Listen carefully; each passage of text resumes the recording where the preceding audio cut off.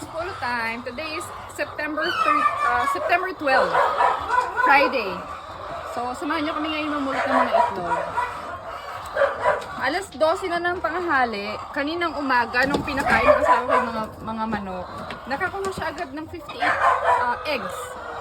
Which is unusual, kasi usually, pag ang pakain namin, alas 6, mga 6 to 6:30, nakukuha lang niya mga nasa less than 1 tray, mga 20 to 30 eggs.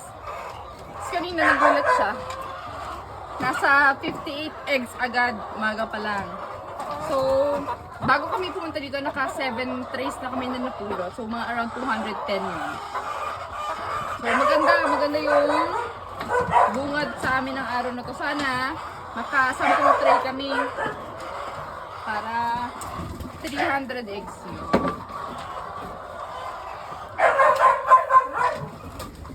Madami-dami kami mga cracked eggs. Kahapon nasa mahigit 15 eh.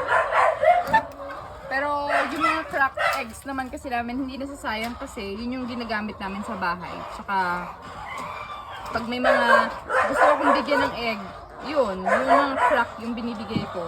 Total kasi naman, pag binigay ko, yung bagong crack pa lang yun, yung same day, kumbaga.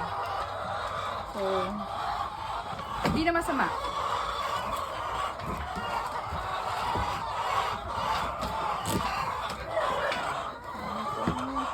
Like ito, may crack siya agad. Oh, ano din?